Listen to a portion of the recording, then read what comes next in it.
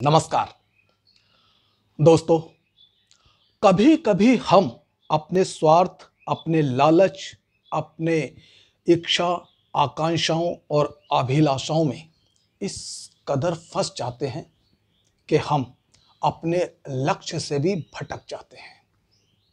आज ऐसी ही एक कहानी मैं आपके साथ साझा करूंगा। यह कहानी मेरी नहीं है दोस्तों।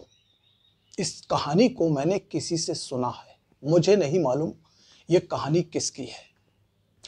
ये कहानी मुझे अच्छी लगी, इस कहानी ने मुझे इंस्पायर किया, तो सोचा ये कहानी आप तक भी पहुंचा दूं। दोस्तों, एक राजा था। राजा की एक बेटी थी जो उसको बहुत ही प्रिय थी, विवाह योग्य थी। राजा उसका विवाह करना चाहते थे, लेकिन राजा किसी समझदार, सुयोग्य और शिक्षित युवक से अपनी बेटी का विवाह करना चाहते थे। राजा ने एक प्रतियोगिता रखी। उन्होंने एक मॉल के अंदर 12वीं मंजिल पर एक घंटा टंगवा दिया और शहर के अंदर या अपने राज्य में सभी युवकों तक उन्होंने ये सूचना पहुंचा दी, ये ढिंढोरा पिटवा दिया कि जो भी युवक फलां फलां मॉल में फलां फलां तारीख को फलां फलां दिन और फलां फलां समय पर आकर 12वीं मंजिल पर टंगे घंटे को सबसे पहले बजाएगा, मैं उसी युवक के साथ अपनी बेटी का विवाह कर दूंगा।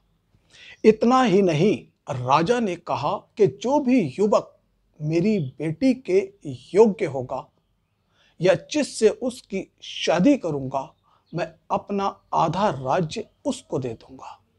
दोस्तों, नियत समय पर, नियत दिन पर जितने भी युवक उस राज्य के थे, सब मॉल के सामने इकट्ठा हो गए।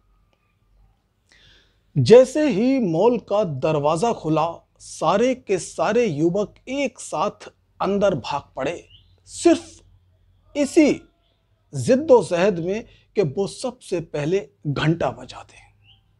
लेकिन मॉल के अंदर एंटर होते ही जब मॉल की चकाचौंध युवकों ने देखी तो उनकी आंखें चौंधिया गईं। मॉल के अंदर एक से एक कीमती सामान, उनके मतलब का सामान रखा हुआ था, जिसे देखकर युवक अपना लक्ष्य भूल गए और सामान की खरीदारी में लग गए। कोई ऊपर वाली मंजिल पर गया, कोई नीचे वाली मंजिल पर गया। जिसको जहां मॉल में जो अच्छा लगा उसने वही किया।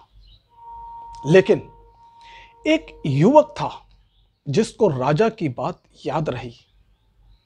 उसने मन में सोचा कि राजा ने कहा है कि जो भी घंटा बजाएगा, पहले उससे के साथ ही वो अपनी बेटी का विवाह कर देंगे और अपना आधा राज्य उसको दे देंगे।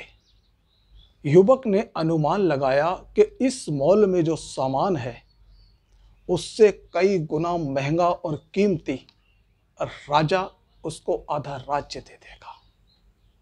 युवक ने बुद्धि और विवेक से काम किया। वो फटाफट ऊपर गया और घंटा बजाया और अपने लक्ष्य को उसने पा लिया। राजा ने अपने वचन के अनुसार उस युवक से अपनी बेटी का विवाह कर दिया और उसको अपना आधा राज्य दे दिया। दोस्तों, कभी कभी हम अपने लक्ष्य से भटक जाते हैं।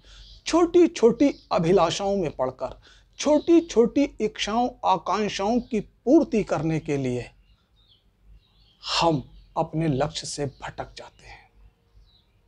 यह कहानी हमें यही सीख देती है कि हमें अपने लक्ष्य तक पहुंचने के लिए छोटी छोटी इच्छाओं को, आकांक्षाओं को, अभिलाषाओं को अपने वश में रखना है, अपने काबू में रखना है, उन पर नियंत्रण करना है।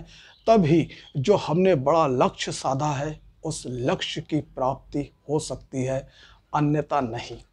हमें छोटी छोटी चीज़ों में ही संतुष्ट होकर रह जाना पड़ेगा। हमारी ये कहानी आपको कैसी लगी, हमें कमेंट बॉक्स में आकर ज़रूर बताइएगा। और हाँ, अगर आप चैनल पर नए हैं तो चैनल को सब्सक्राइब ज़रूर कीजिएगा प्लीज़। और इस कहानी को ज़्यादा से ज़्यादा शेयर करें ताकि और भी लोग इस कहानी से सबक सीख सकें। नमस्कार।